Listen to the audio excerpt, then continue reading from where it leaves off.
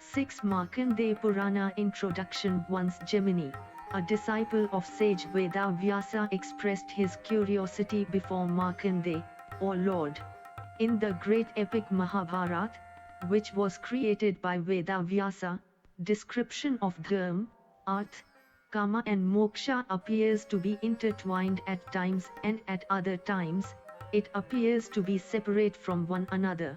Veda Vyasa had described the norms, the stages and the means to perform the duties in all the 4 stages. This epic contains cryptic knowledge of Vedas. Hence, O great sage, I have approached you in order to grasp the full knowledge contained in Mahabharata with your help. Why did Lord take human incarnation even though he is the cause of the origin, perpetuation and destruction of the universe? How did Draupadi become the wife of 5 Pandavas? How did Balram expiate for the sin of killing a Brahman? How did Draupadi's sons give up their lives? Kindly narrate all these things in detail. Markandeya says, O Muni, presently I am engaged in evening worship. Hence I do not have time to narrate these things in detail. But I am telling you about the birds which will narrate you the entire content of Mahabharata.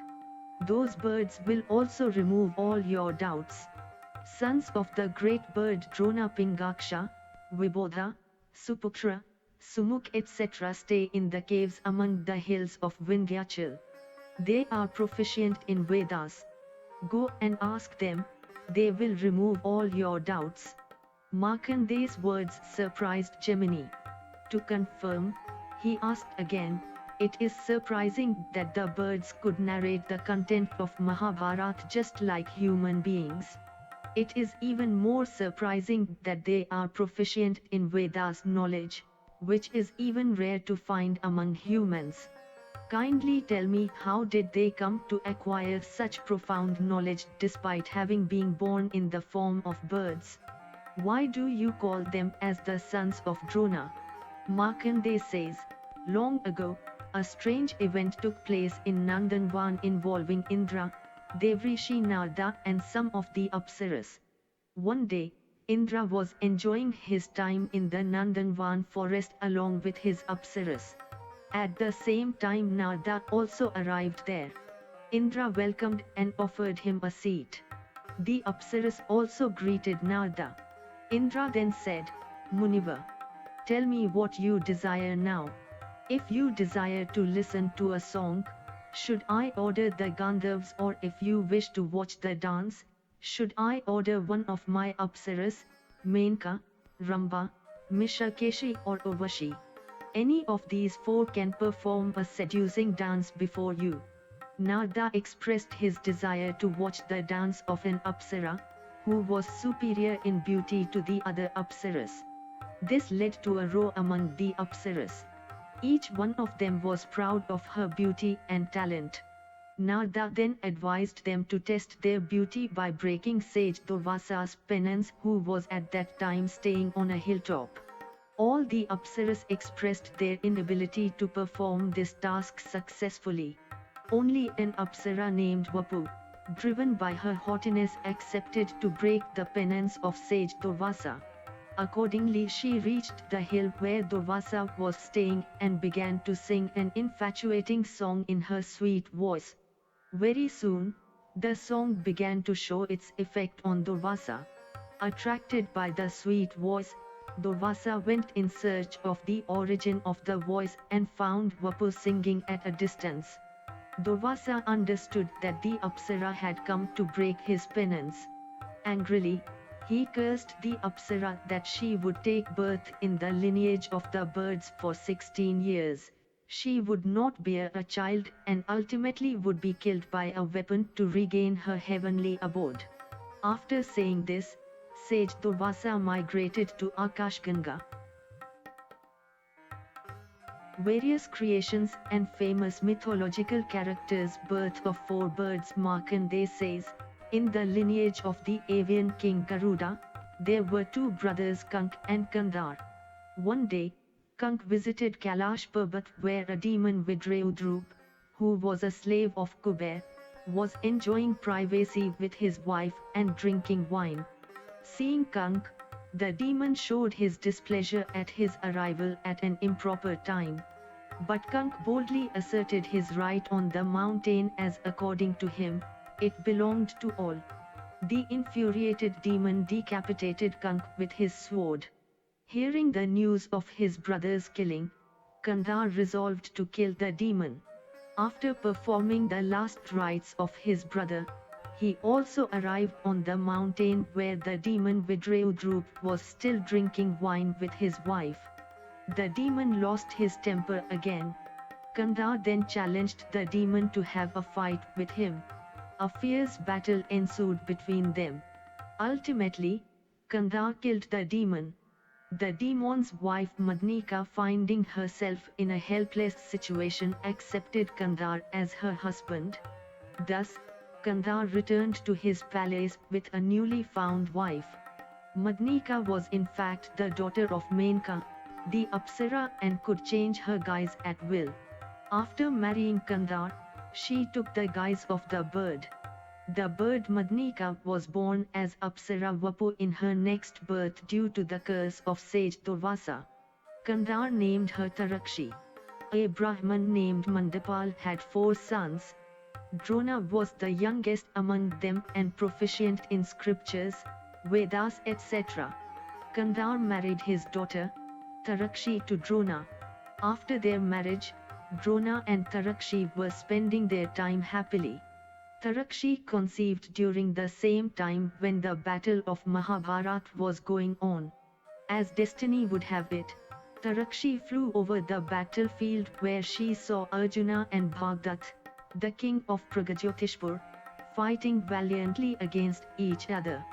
Accidentally, an arrow aimed at Bhagdat went in the direction of Tarakshi and struck her in the abdomen and tore it apart. As a result of this, 4 eggs fell on the ground. At the same time, a huge bell fell from Supratik's neck, the elephant of Bhagdat, and covered the eggs safely. After the battle of Mahabharata was over, a sage Shami visited the battlefield. There he happened to spot the bell and heard faint chirping coming from underneath the bell. The sage removed the bell and discovered 4 wingless chicks beneath it. Surprisingly, he said to his disciples, "Look! Falling of these eggs and getting safely covered by the bell simultaneously shows that these chicks are no ordinary birds." Then he instructed his disciples to carry the eggs to the hermitage and keep it securely at a place safe from predators. The disciples did as told. Birds migrate to Vindhyachal. Sage Shami thereafter began to foster the chicks in his hermitage. With time, the chicks grew feathers and began to fly here and there. But every time the birds went out, they returned to the hermitage by evening. The birds also gained Vedic knowledge by hearing the discourses, which sage Shami used to give daily to his disciples. One day, when sage Shami was preaching his disciples, the birds arrived there and said, "O great sage! You are like our father because you have protected us. You are our teacher also because we have gained knowledge from you. Now we have grown up. Kindly tell us what should we do." The birds, speaking like learned people, amazed the sage as well as his disciple. He asked the birds, "Tell us, how did you speak so clearly, and is there any curse behind your present condition?" The birds replied, "O sage! Long ago, there used to live a sage, Vipulaswan. He had 2 sons, Sukrish and Tambaru. In our previous birth, we were the sons of Sukrish. When our father and uncle performed yagya, we brought them all the required materials. One day, Indra arrived at our hermitage disguised as an aged bird. The aged bird was starving, Hence we requested our father to provide him with some food. Upon inquiring by our father, the bird expressed his desire to eat human flesh. Our father tried to dissuade the bird, but it did not give up its insistence. Then our father called us and said that he had promised the bird to feed it with human flesh. So, we were asked to donate our body in order to satisfy the bird's hunger. But being frightened, we expressed our inability to meet the demand of the starving bird. This infuriated our father, for we were violating his promise that he had made to the bird. He then cursed us to take birth as birds in our next life, and himself got ready to donate his body. As our father was breathing his last, Indra resumed his real self and said, "O great sage! I took this guise only to test your character. Kindly forgive me and tell me what you desire now." Indra blessed our father to have divine knowledge and penance free from all obstacles. Thereafter we also fell at our father's feet and begged for his pardon. We requested him to take back his words, but he said that his words would not go futile. But still he blessed us to have supreme knowledge even in the form of birds. Concluding their talk, the birds said, "O Lord! Thus controlled by destiny, our father cursed us. After some time, we took birth in bird form in the battlefield where you found us and fostered us in your hermitage. Now we are strong enough to fly long distances. So kindly free us from your obligation." Hearing the words of the birds, Sage Shami said to his disciples, "Look, I had already told you that these birds were no ordinary creatures. They even survived the battle of Mahabharata. It shows their greatness." Then Sage Shami granted them permission to migrate to the Vindhyachal. The birds decided to pass their time by studying the Vedas and doing penance as long as they stayed there. Divine place of God. Sage Gemini reached Vindhyachal and arrived before the birds as per Markandeya's instructions. He said, "O birds! I am Gemini, the disciple of Veda Vyasa. I have come here with a desire to have your glimpse." The birds welcomed him, saying, "It is our great fortune that you have arrived here. Your arrival has made us feel as if God himself has arrived." Gemini said, "O learned birds! Kindly listen to the purpose of my visit. Sage Markandeya instructed me to come here and see you. You kindly answer my questions that I have in the context of Mahabharata." The birds assured him of every possible explanation as per their knowledge. Sage Gemini proceeded, "Why did Lord take human incarnation even though he is the cause of the origin, perpetuation and destruction of the universe? How did Draupadi come to be the queen of 5 Pandavas? How did Balram expiate for the sin of killing a Brahman? How were Draupadi's sons attain martyrdom? Kindly narrate all these things in detail." The birds say, "The omnipotent, omniscient and the omnipresent Almighty God is worshipped even by the deities. We salute that Lord Vishnu, who is the originator of this universe and who pervades everywhere. We salute Brahma, from whose 4 mouths the Vedas appeared and sanctified all the 3 worlds. We bow down at the feet of Mahadev. Those sages who have metaphysical knowledge assert that Narayan exists in 4 forms, which are both tangible and intangible. His first form is Vasudev, appearance of who is more imaginative in nature. This form exists everywhere and in every ages. The second form of Narayan is the one that bears the earth on his head. This form of God is known as Shesh. Being tamasi in nature, this form has taken a serpent incarnation. The third form of God exhibits his divine power and place. It fosters all the creatures, protects religion, and is known as Pradyumna. Yet another form of god known as Anirudh rests on the serpent's bed in the abysmal depth of water. It carries out the task of creation. The third form of god destroys the irreligious demons. In the past, this same form rescued the earth from the abyss in the incarnation of a boar, Varaha avatar, and killed the demon king Hiranyakashipu in the form of Narsimha, lion face with human body. This same form of God has appeared now in Lord Krishna's incarnation. Draupadi's 5 husbands, the birds say, frightened by the severe penance of Trishira, Indra killed him to protect his authority and power. But the sin of killing a Brahman took away Indra's radiance. Trishira was the son of Tavoshta. Tavoshta became furious at his son's death. He plucked one strand of hair from his hairlock and offered it in the sacrificial fire. This resulted into the creation of a formidable and strong demon named Vritrasur. This demon was created with the objective of killing Indra. Learning about the birth of Vritrasur, Indra sent Saptarishis as emissaries to work out a pact with the demon. The Saptarishis effected a friendship between Indra and Vritrasur. But Indra had other ideas. He took Vritrasur by surprise and killed him. This deceitful action of Indra further enraged the clans of the demons. Soon the atrocities of the demons increased to unbearable limits. Even Prithvi felt unable to bear the burden of their atrocities. She approached the deities and requested them to get her rid of the burden. Thus, to relieve Prithvi of her burden, the deities began to take incarnation on earth. Dharma and Vayu implanted Indra's radiance in the womb of Kunti.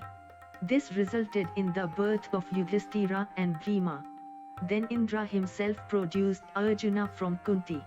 Nakul and Sahdev were born because of Indra's radiance implanted by Ashwini Kumars in the womb of Madri. Thus all the 5 Pandavas originated from the same source even though they appeared as distinct entities, whereas Draupadi was none other than Shuchi, the wife of Indra, produced from the altar in Drupad's palace. In human incarnation, Draupadi got 5 Pandavas as her husband. Expiation of Balram. Shri Krishna's brother Balram had remained impartial in the battle of Mahabharata. Instead of championing the cause either for the Pandavas or for the Kauravas, he had preferred to go on a pilgrimage. His wife Revati also accompanied him on this pilgrimage. Once while traveling, Balram drank toddy and entered a beautiful garden known as Ravat. Taking a stroll, Balram and Revati then reached a hut. In the hut, many Brahmins were sitting and listening to Suta's oration. When the Brahmins saw Balram, they stood up and felicitated him. Only Suta did not stand up. Balram felt insulted and at once killed him. When Balram regained his composure after the intoxication receded, he felt guilty for his deed. His belief that killing of Suta would enable him to attain a place in Brahma Loka proved to be based on false notion as the Brahmins had shunned him for his deed. After Balram realized his folly, he began to curse himself and resolved to observe a 12-year-long fast in order to expiate for his sin. Thereafter, Balram migrated to a place of pilgrimage known as Pratiloma Saraswati to carry out his expiation. Killing of Draupadi's sons in Treta Yuga. There was a king named Harishchandra. Once he was hunting in the Mahabahu forest when suddenly, he heard loud cries of a woman, "Save me! Save me!" It was followed by the cries of many women. Hearing those cries, King Harishchandra shouted loudly, "Don't be afraid," and dashed in the direction of the cries. The cries, however, were an illusion created by Vignaraj, the lord of the obstacles. At that time when King Harishchandra heard those cries, Sage Vishwamitra was observing severe penance in the forest. In order to test Harishchandra's virtuosity, Vignaraj entered his body. As soon as Vignaraj entered Harishchandra's body, Harishchandra lost his temper and began to abuse Vishwamitra, which enraged him. His anger destroyed all the knowledge he had acquired due to his severe penance. Seeing the angry Vishwamitra, King Harishchandra began to shiver. With folded hands, he begged Vishwamitra's pardon. He said, "O great sage! It is my duty to protect the subjects. Kindly forgive me. Your wrath could greatly affect the performance of my duties as a king." Vishwamitra said, "O king! If you are a true follower of religion, tell me, who should be given a donation? Who should be protected and who should be fought with?" Harishchandra answered, "O great penancer! Donations should be made only to such a Brahman who indulges in fast and religious actions. Protection should be extended to those who are afraid and battle should be fought with enemies." Vishwamitra said, "If you are a religious king, give me the Dakshina, donation, as I am a Brahman seeking salvation." Harishchandra said, "Tell me your desire. I am ready to grant it." Vishwamitra said, "O king! Just presume that I have received whatever you would donate me. Now, give me the Dakshina for the Rajasuya Yajna." Harishchandra said, "Ask me whatever you wish to have as the Dakshina of Rajasuya Yajna." Vishwamitra said, "O king! Give me all you have except your own body, your wife and child." Feeling pleased, King Harishchandra granted what Vishwamitra desired. Vishwamitra said, "O king! Tell me, who is the lord of your kingdom?" Harishchandra said, "Since the moment I have presented this kingdom to you, you are its master." Vishwamitra said, "If I am the master of this kingdom, what are you doing here? Leave at once. But before leaving, remove all your clothes, ornaments and other royal insignia and go out wearing tree's bark only." Thus after losing his kingdom, King Harishchandra got ready to leave with his wife Shavya and son Rohit. Vishwamitra then intercepted him and said, "Where are you going without paying a Dakshina for Rajasuya Yajna?" Harishchandra said, "O Lord! I have donated my whole kingdom. Now only our bodies remain with us. What can I give you now?" Vishwamitra said, "You cannot leave without paying a Dakshina because you have promised me." Harishchandra said, "Don't be angry, O Brahman. I have nothing at present in my possession, but I will definitely pay you your Dakshina in due time." Vishwamitra said angrily, "Specify the time period within which you will give me my Dakshina or else be ready to get cursed by me." Harishchandra said, "I will pay the Dakshina within a month." Thereafter, Harishchandra started to live in seclusion with his wife and children. Seeing the king's pitiable condition, his entire subjects began to follow him. Seeing their condition, Harishchandra halted and took a look on his subjects. At the same time, sage Vishwamitra also arrived there and began to curse Harishchandra for having attachment towards his subjects. Hearing the harsh words of Vishwamitra, Harishchandra left the kingdom with his wife Shavya and son Rohit. To drive the king away as soon as possible, Vishwamitra began to beat the queen's back with a stick. Vishwamitra's abhorrent action enraged the 5 guardian deities of the directions and they condemned him. Enraged Vishwamitra cursed them, "O sinners! Go and take birth as human beings." This curse of Vishwamitra frightened the deities. They begged his pardon. Pleased by their prayers, Vishwamitra said, "My words cannot be undone. But despite having incarnation of human beings, you will remain bachelors throughout your life. You will never feel attachment and allurement for anybody.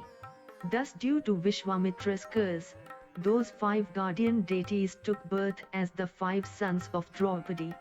Dronacharya's son, Ashwatthama, ultimately killed them. King Harishchandra, after being thrown out from his kingdom by Vishwamitra, Harishchandra reached the holy town of Varanasi, which was an abode of Lord Mahadev. There Harishchandra saw Vishwamitra standing before him. Vishwamitra said, "A month has been completed now. Now, give me my dakshina." Harishchandra said, "There is still half an hour in the completion of this month. Please wait. I will give your dakshina." Vishwamitra said, "I will come after half an hour." Saying this, Vishwamitra departed. When Vishwamitra left, Harishchandra started to worry as to what would happen to him in his next birth if he did not keep his promise made to a Brahman. Seeing him perplexed, Queen Shavya tried to console him. She said, "Man requires a wife only to produce a child. Now we already have a child, Rohit. Hence I am no longer useful for you. You sell me and pay the acquired wealth as dakshina to the Brahman." Harishchandra fainted after hearing his wife's words. The queen began to wail at her husband's condition. Thus wailing, the queen also fell unconscious. The little Rohit also felt perplexed by his parents' condition. He began to cry, "Oh father! Oh mother! I am hungry. Give me food." At the same time, Vishwamitra arrived there in the guise of Kal.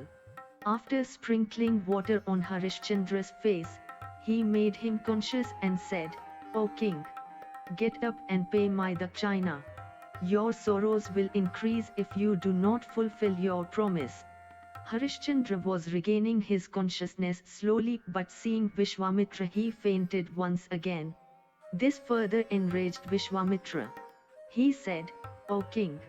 If you have even slightest of respect for dharma, give my dakshina at once. I will wait till evening and curse you if you fail to pay my dakshina." Saying this, Vishwamitra departed. The fear of the curse began to terrorize Harishchandra. Meanwhile, the queen also regained consciousness. She once again insisted to sell her in order to pay the dakshina. This time, Harishchandra accepted her proposal and took the queen to the township. There, addressing the crowd, he said, "O dear citizens, kindly listen to me. I am selling my wife who is dearer to me than my own life. Anybody interested in buying her, please do so before evening." An old Brahman stepped forward from the crowd and said, "I will buy her." Hearing his words, Harishchandra became extremely sad that he could not even utter a word. The Brahman then stuffed the money in the bark clothes of Harishchandra and began to drag the queen by her hair. The boy Rohit began to cry, holding the hem of her mother. Seeing the condition of her son, the queen requested the Brahman, "O Arya, kindly let me see the face of my child for once." Then the queen turned towards Rohit and said, "O son, your mother is no longer free now. She has become a slave. Do not touch me because I have become an untouchable." Then the old Brahman began to forcibly drag the queen with him. Rohit also followed them, crying loudly for his mother. The old Brahman angrily kicked him. But still the boy did not give up following them. At last, the queen requested the Brahman, "O Lord, I will not be able to serve you without my son. So kindly buy him also." Hearing the words of the queen, the Brahman once again stuffed some more money in the clothes of Harishchandra and tied the boy with the queen and began to drag both of them. Meanwhile, Vishwamitra also appeared there and demanded the dakshina. Harishchandra gave him all the money he had got from selling his wife and son. Seeing that amount of money, Vishwamitra boiled with anger and said, "O wretched among the Kshatriyas! You call this small amount of money as the China. Now look at the powers of my penance. Harishchandra trembled with fear and said, O Lord, please wait a little more. Vishwamitra said, now only a quarter of the day remains. I will wait only for this period and not more. Saying this, Vishwamitra went away. With stooped face, Harishchandra once again said, addressing the crowd, now I am available for sale. Whoever wishes to buy me, please come forward before sunset. Dharm, in the guise of a Chandala, stepped forward from the crowd. He had a huge stinking body. He said, I will buy you. Harishchandra asked, who are you? The Chandala said, I am a Chandala. My name is Pravir and I am the resident of this very town. Harishchandra thought, it is better to accept the curse than accepting the slavery of a Chandala. At the same time, Vishwamitra also arrived there and said angrily, this Chandala is ready to pay you a lot of money. Why don't you then pay my Dakshina? Harishchandra said, O Lord, I am born in Suryavansh. Accepting the slavery of a Chandala causes great pain for me. I have no money now. Since now onwards, I will be your slave and do whatever you will ask me to do. Vishwamitra said, if you are my slave and ready to obey me, then I sell you to this Chandala for 1000 gold coins. Go and become his slave. The Chandala then presented many villages that were spread over an area of 100 yojans to Vishwamitra and tying Harishchandra with a rope dragged him to his town. In the Chandala's house, Harishchandra contemplated, the queen must be thinking that I would soon get her freed from the slavery of the old Brahman after paying his dues. But she does not know that I myself have become the slave of a Chandala. After a few days, the Chandala appointed Harishchandra as the supervisor of the cremation place and instructed him to be there present all the time and to cremate each dead body only after thorough investigation. He also instructed him to collect the toll for cremating every dead body and divide it in such a way that 1/6 part of the toll goes to the king and from the remaining 5 parts, 3 parts should be reserved for him. He should take only the remaining 2 parts as his remuneration. Since that day, Harishchandra began to live in the cremation ground. He always remembered the glorious days of his kingdom, his queen and his son. He had great regret that just because of the anger of Vishwamitra, he lost everything. Very soon, his newfound occupation began to show on his appearance. His hair grew long and was unkempt, his body dry and stinking. In this guise, he began to roam in the cremation ground, always carrying a stick in his hand. His whole day passed in the assessment of the cremation toll and its division among the various claimants. He had lost his mental stature as he even forgot the count of the days and could not distinguish between the day and night. One day, a snake bit Rohit, as a result of which, he died. Shavya brought Rohit, crying and wailing, to the cremation ground. Even in the unkempt guise, she recognized Harishchandra. Hearing her wailing, Harishchandra went near her expecting to get the clothes of the deceased. There he saw a woman carrying a dead boy wrapped in a black cloth.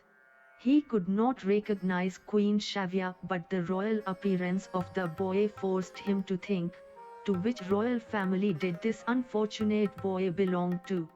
How pitiable! The cruel Kal did not even spare this boy. My son Rohit would have attained the same age by now. His silence further hurt the queen, who said, O Lord, O King, how come you have been living here without caring for your wife and son? We have already lost our kingdom. Now, we have lost our son also. O destiny! Did you not destroy everything of Harishchandra?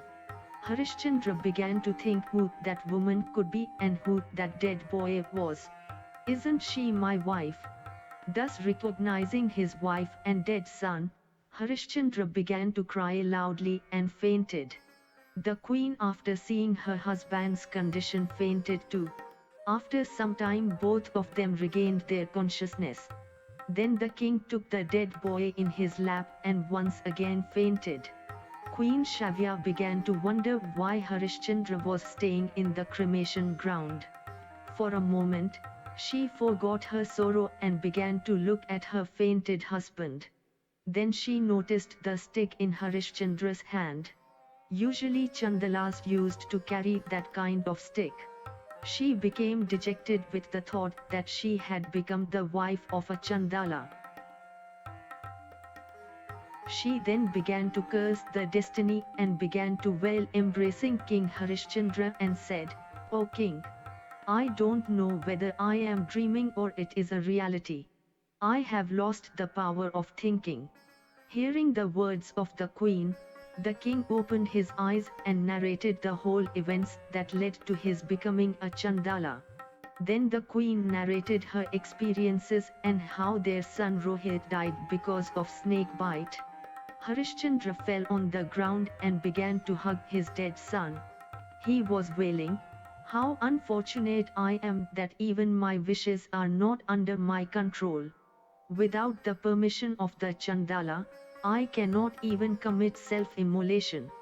But now, I will not differentiate between the sin and virtuosity. I will destroy my body in the pyre of my son." The queen said, "O king, I am also unable to bear the burden of sorrows. I will also commit immolation with you. Then all three of us will stay unitedly in the heaven. It won't matter to us even if we suffer the tortures of hell." Then the king arranged a huge pyre and put his dead son on it. With the queen, he began to pray to God. Just then all the deities arrived there, led by Dharma. Sage Vishwamitra also accompanied them. They praised Harishchandra. Then Dharma, Indra and Vishwamitra came closer to the king. Dharma said, "O king, you have satisfied me with your merits like patience, endurance, truthfulness, etc." Indra said, "Harishchandra, you are very fortunate. You have won our hearts along with your wife and son. You have even won the heaven with your action. I invite you to stay in heaven along with your wife and son." Then Indra sprinkled ambrosia on the dead Rohit. Rohit got up and sat up in no time. Harishchandra, his wife and son Rohit were clad in divine clothes and garlands. Indra invited them to stay in the heaven forever, but Harishchandra said, "O king of the deities, without the permission of this Chandala, I cannot go anywhere." Dharma said, "O king, I had learned in advance about the miseries you would suffer in future. That's why I took the guise of a Chandala and showed you all the grotesque action." Indra once again invited them to heaven, but once again, Harishchandra refused, saying that in Koshal, people must have been living mournfully in his absence. "I cannot leave them in that pitiable condition to enjoy the comforts of the heaven," said Harishchandra. Then, Indra, Dharma and Vishwamitra led Harishchandra to Ayodhya, the capital of Koshal. There they carried out the coronation of Rohit. Thereafter, they took Harishchandra and his queen Shavya to the heaven. The stork and the partridge, the birds say, "O great sage Gemini, when King Harishchandra attained his heavenly abode, their family priest, sage Vashishta, re-emerged from water. He came to know about the entire development. He was angry at Vishwamitra's stubbornness.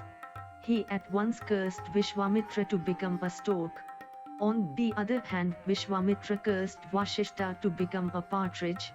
Thus both of them turned into birds and began to fight.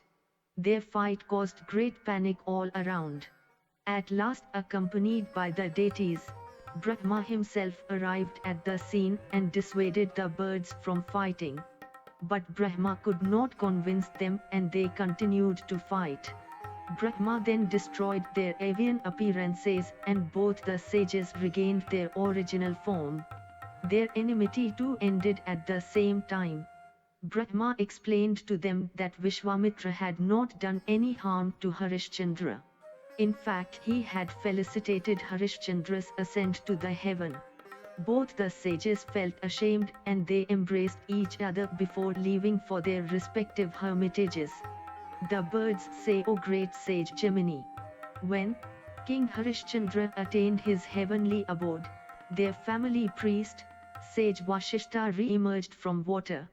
He came to know about the entire development. He was angry at Vishwamitra's stubbornness. He at once cursed Vishwamitra to become a stork. On the other hand, Vishwamitra cursed Vashishta to become a partridge. Thus both of them turned into birds and began to fight. Their fight caused great panic all around. At last, accompanied by the deities, Brahma himself arrived at the scene and dissuaded the birds from fighting. But Brahma could not convince them and they continued to fight. Brahma then destroyed their avian appearances and both the sages regained their original form. Their enmity too ended at the same time. Brahma explained to them that Vishwamitra had not done any harm to Harishchandra. In fact, he had felicitated Harishchandra's ascent to the heaven. Both the sages felt ashamed and they embraced each other before leaving for their respective hermitages. Birth of living creatures. Gemini says, "O great birds, how does a living being take birth? How does it grow in the womb bearing all the pain? How does it grow after taking birth? What happens to the soul after death? How does it experience the fruits of his karmas? The greatest surprise is how does a little fetus survive in the womb? Kindly clear all these doubts." Birds say, "Once upon a time, a Brahman lived along with his son Sumti. One day, the Brahman instructed Sumti to study Vedas under the tutelage of a teacher and himself went to the forest to attain Brahmagyan, the knowledge which frees the soul from transmigration. But due to his laziness, Sumti did not pay heed to his father. When his father repeated his instruction, he simply laughed and said, "Oh father, I know everything. I have studied all the Vedas in my various births. I have experienced the darkness of mother's belly for many times. I have suffered 1,000 kinds of diseases in my previous lives. I have experienced the authority as well as slavery in my previous births. I had killed as well as got killed by others. Hence, I feel I have all the knowledge and I am sure that I will definitely attain Brahmapa." Sumti's father was pleased at his son's claims and asked him how he attained such virtuosity. Sumti said, "O father, I was a Brahman in my previous birth. I had attained the designation of Acharya. After some time, I became a recluse. I was blessed with an extraordinary memory, which I retain even after my death. This is the reason why I remember the self-knowledge attained in my previous birth. With the support of this knowledge and religious virtues, I will attempt to attain salvation. Tell me what you expect from me. I will try to fulfill your expectations." The Brahman then asked many questions related to life and death. Sumti explained those queries thus: "Those who never tell a lie, who have faith and devotion, only such people die peacefully. Whoever's mind is free from the evils like kama, krodh, moha, dvesh etc., lust, anger, affection, jealousy etc., and who are altruistic in nature and make donations liberally die in peace. Those who lack these virtues suffer great pain at the time of death. As soon as such people sight Yamaduk, they begin to cry and call their relatives. but their relatives do not understand their calls. Then the dying person turns away his eyes and grasps for breath. He feels great pain when his soul leaves his body. Even after death, sufferings of such people do not end. They have to undergo scores of tortures in hell. Those who donate umbrella, shoes, clothes and cereals attain heaven. The sinners on the other hand pass through different hells and take birth as inferior creature in their next lives. After continuous transmigration through lower life forms, these sinners once again take birth as human beings but are imperfect. They remain dwarf, hunched or have any other deformity. Then they pass through all the four castes Shudra, Vaishya, Kshatriya and Brahman classes. As their action improves, they might even attain the position of Indra. Description of different hells. Introduction. The Brahman says, O son, describe in detail about hell. Sumti says, O father, Yamadoots carry and lynch those people who eat inedible things, who deceive and dishonor their friends, who indulge in illicit relationships, who desert their wife, and who destroy public properties like garden, water sources etc. Yamadoots tie hands and legs of such people and throw them into the fire. On their way to hell, such people are bitten by crows, storks, wolves, vultures etc. They stay in the inferno for 1,000 years.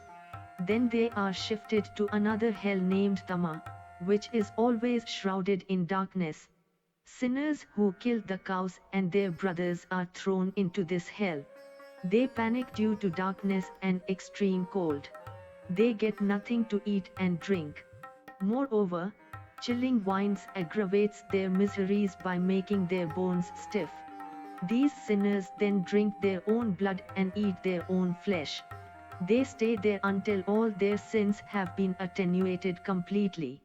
Then they are thrown into yet another hell named Nikrintan, which revolves like the wheel of a potter. Hoisting the sinners on the wheel, Yamadoots cut their organs, but still their sufferings do not end because the cut organs rejoin and get cut repeatedly. This continues for thousands of years. Then the sinners are put in a prathist hell where they experience unbearable sorrow and miseries. The sinners are then put in Chakrasankar hell where they are tormented with wheels and huge bells. They are disemboweled and their eyes are also pricked. The sinners have to pass through different hells, namely Asipatra, Taptakumbha and Lohakumbha. Yamadoot and the king of Videha Sumti says, I was born in a Vaishya family, 7 births before this present one.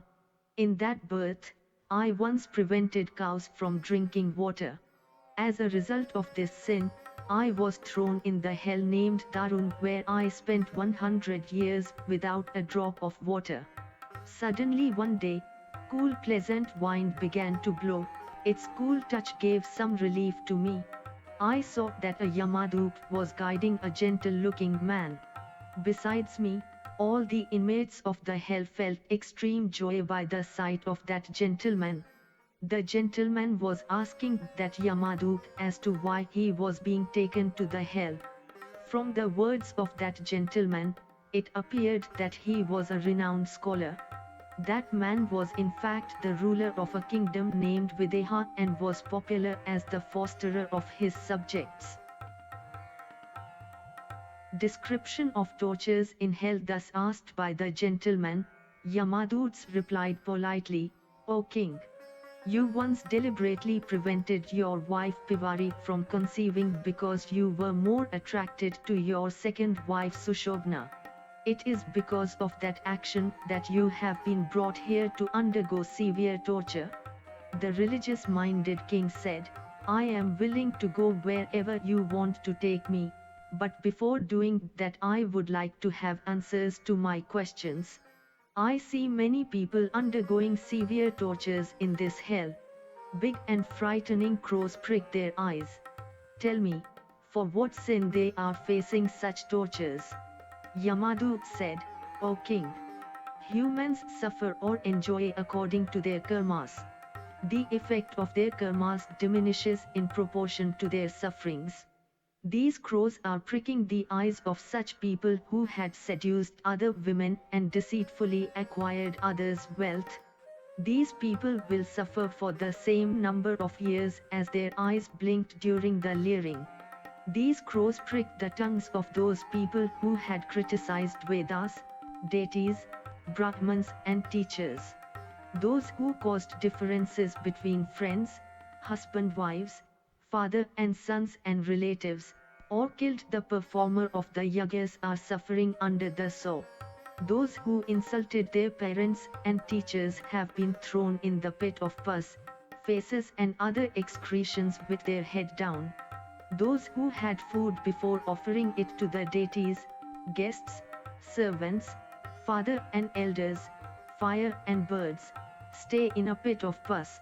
Iron nails are hammered into the ears of those people who gleefully heard the criticism of creatures, deities, Brahmans and Vedas.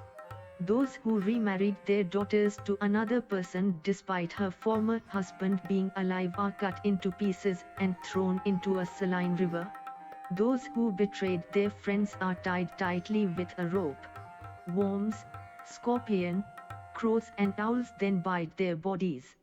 Those who enjoyed carnal intimacy during daytime or had illicit relations with women are hammered with nails to a prickly bombax tree.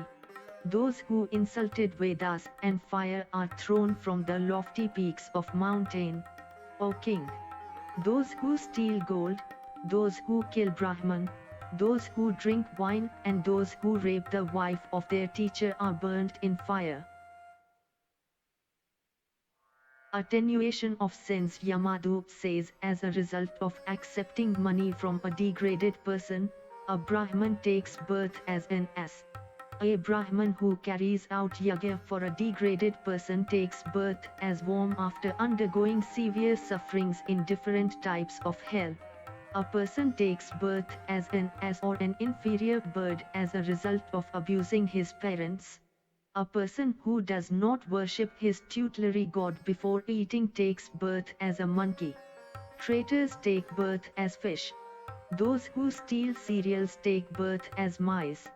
A Shudra, who manages to establish intimacy with a Brahman woman, takes birth as a worm. Similarly, killers of women and children also take birth as worms. Ungrateful people take birth as worm, insects, grasshoppers, scorpion, crows etc. Encroacher of land takes birth as grass shrubs, creepers and inferior trees. Butchers who kill bulls take birth as eunuchs.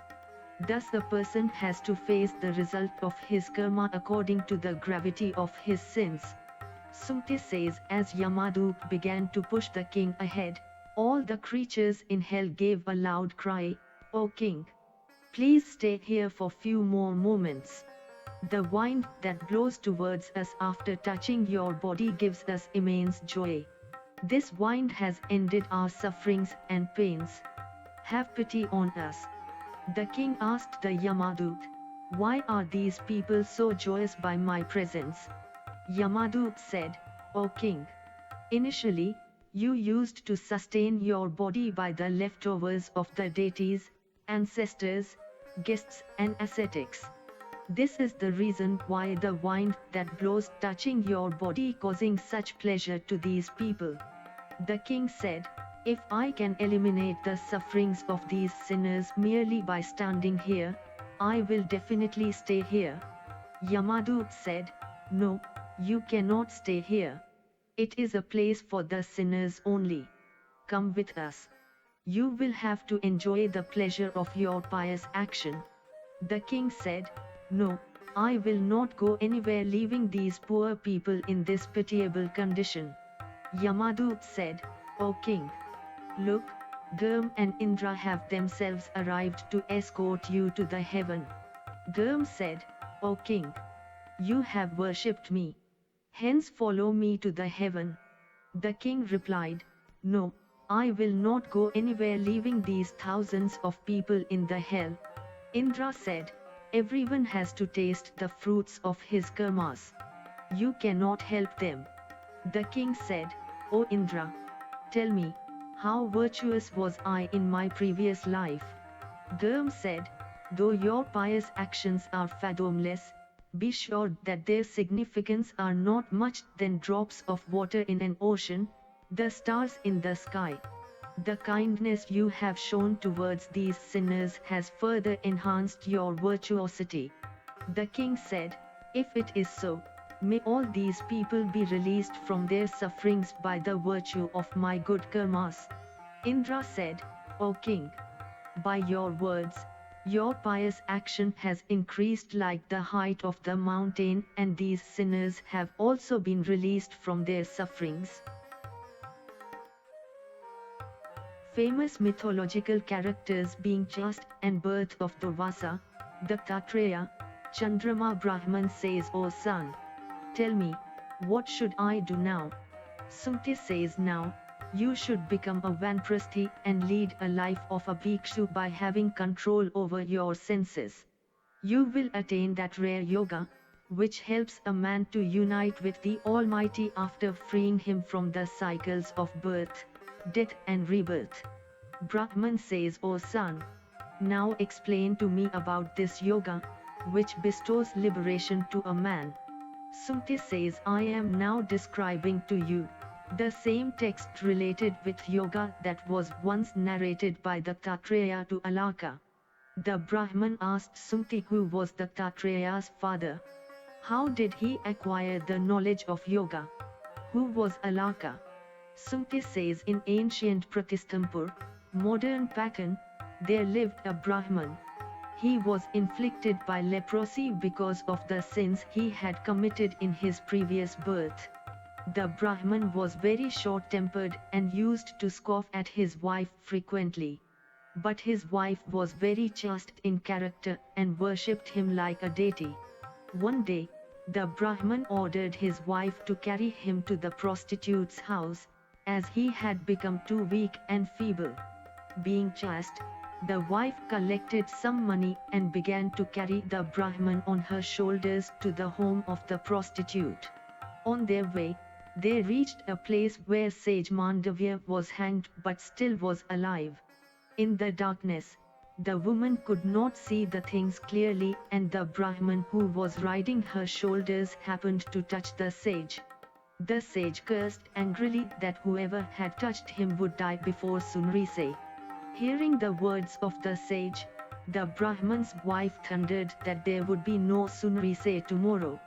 Words of the woman came to be true, as next morning, the sun did not rise. Thus the whole world was shrouded in darkness, as a result of which, the deities became worried. The deities apprehended that without the occurrence of sunrise, the whole universe might be destroyed. They were also worried that without the differentiation of day and night, how could the months be calculated and the seasons known? Even the calculation of year would be impossible. The chastity of Brahman's wife had forced even the mighty sun to eschew its daily routine. As a result of this, religious activities like Havan, Yajna etc. also came to a halt.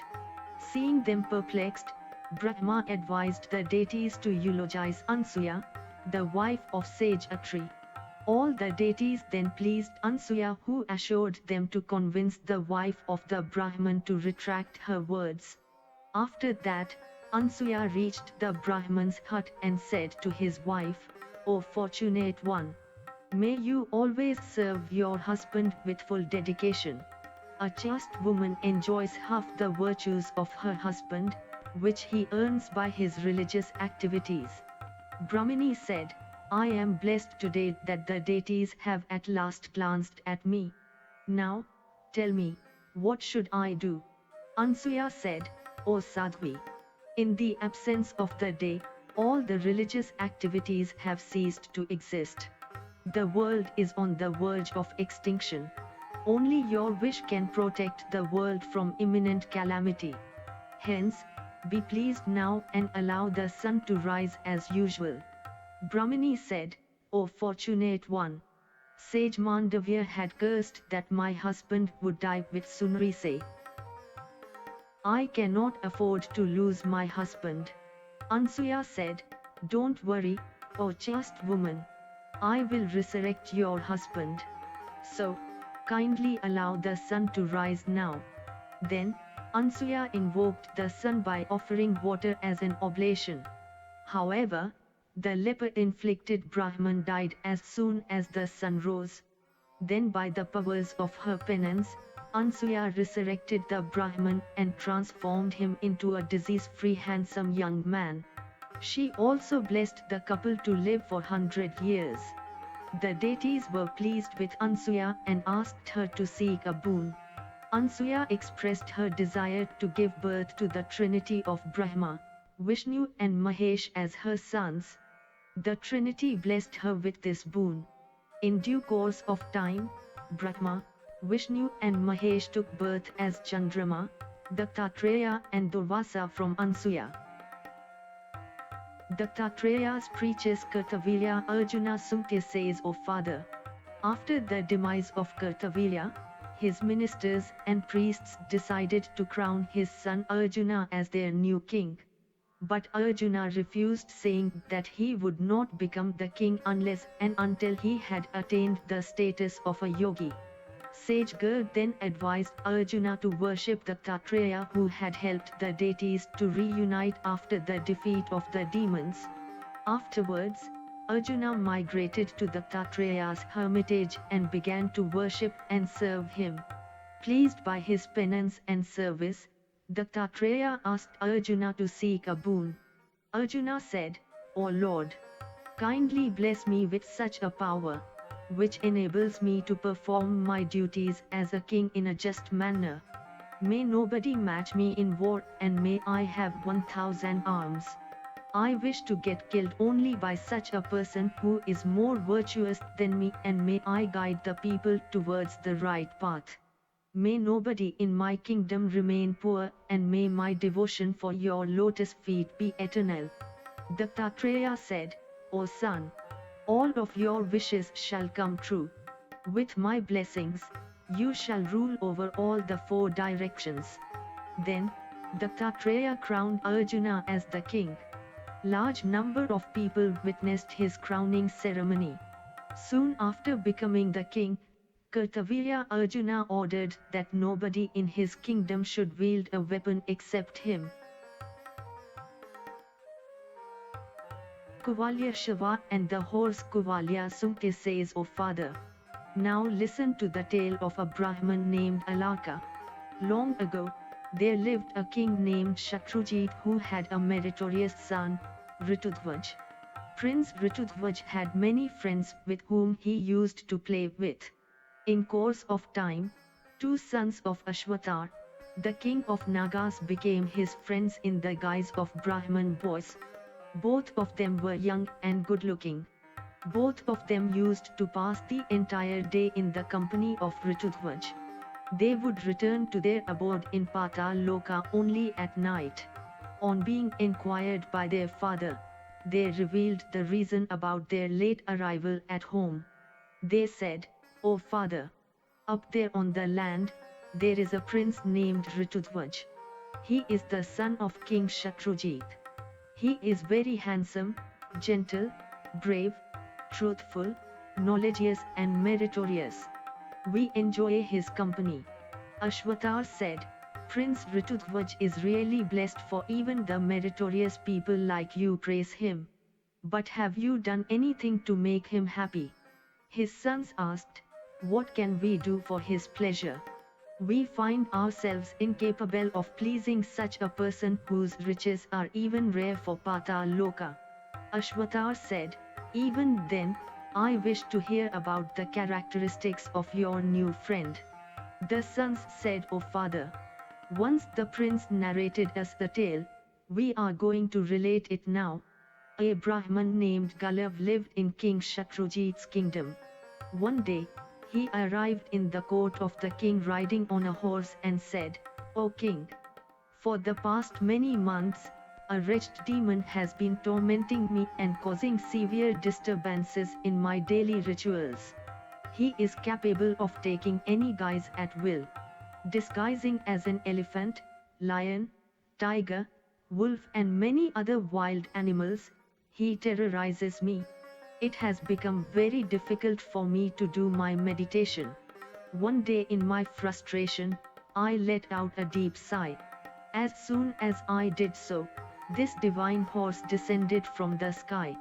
I heard a heavenly voice, which said, "O Brahman, this horse is capable of circumambulating the entire earth without getting tired. It can climb lofty mountains effortlessly and can also run in all the three worlds with the same speed. Hence, this horse shall be renowned as Kuvalya. Riding it, the son of King Shatrujit will kill the demon that torments you day and night. O king, that is the reason that I have arrived in your court with this horse. Kindly accept it and instruct your son to ride it and kill the demon." King Shatrujit saw his son Ritudhwaj off with the Brahman riding that divine horse.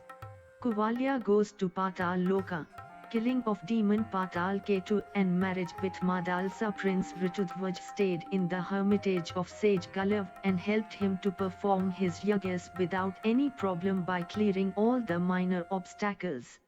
The demons were not aware of his arrival in the hermitage. One day, a demon arrived in the hermitage disguised as a wild boar and began to rub his bushy head against the body of sage Galav. Seeing this, his disciples began to scream. Prince Ritudhwaj at once rode the horse and wielding a weapon dashed after the boar. The prince injured the boar with an arrow, which was sickle-shaped. The demons fled from the scene. Prince Ritudhwaj followed the boar everywhere it went, on the mountains, in the forests and on the riverbank. He was determined to slay the demon that had been disturbing the sage for long. Ultimately, the boar jumped into a pit. Ritudhwaj also followed it but could not see the boar anywhere in the pit.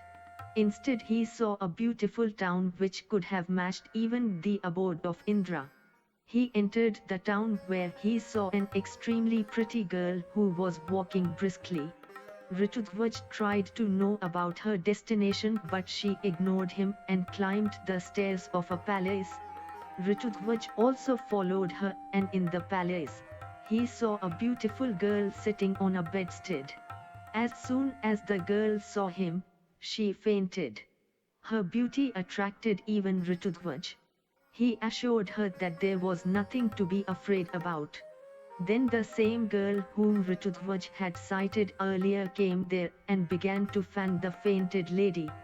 The prince inquired about the reason of her unconsciousness.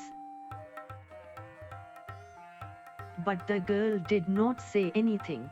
Instead she whispered something in the ears of her friend who then said, "O stranger, this is the daughter of Vishwavasu, the king of Gandharvas. Her name is Madalsa. One day, while she was playing in her garden, a demon Patalketu abducted her. Since then she stays here in his captivity. On the coming 13th day of this month that demon will marry her. But he doesn't deserve to be her husband. Yesterday, she was ready to commit suicide but the cow Sorbi assured her that a man from the earth would come and kill the demon. Only he would be suitable for my friend. I am her friend. My name is Kundala. I am the daughter of Vindhyavan and wife of Pushkamali. My husband had been killed by the demon Kshaung. Since then I have been touring various places of pilgrimage in order to receive salvation. That wretched Patalketu had taken the guise of a boar but a brave man has injured him with his arrow. I have arrived here only to investigate who is that man. Do not worry about my friend's unconsciousness. She has fainted because of your infatuating handsomeness. She has begun to love you but her problem is that only that man can marry her who has injured the boar. This thought has caused her to lose her consciousness. Now reveal your identity." Ritudhwaj said, "I am the son of King Shatrujit. I have been staying in the hermitage of Sage Gulliv to protect the sages. Just a few days back, a boar arrived in the hermitage and began to torment the sages. I have injured that boar with my arrow. Now I have arrived here following that boar and happened to see you." Hearing the words of Ritudhwaj, Madalsa felt shy as well as extreme joy. Kundala then said to her friend, "The prince speaks the truth. Words of Surgi cannot go wrong." She then said to Ritudhwaj, "O brave man! Doubtlessly you have killed the demon, Patalketu. My friend Madalsa is blessed now. Now it's your duty to marry my friend and take her home as your bride." Ritudhwaj said, "How can I marry your friend without the permission of my father? I am still not fully independent." Kundala said, "Please do not say this. My friend is a divine beauty. Marry her right now." Prince Ritudhwaj then agreed to marry Madalsa then and there. Madalsa happily remembered their family priest Tambaru, who arrived there instantaneously. In the presence of sacred fire, Tambaru carried out the rituals of marriage and tied them in nuptial knot.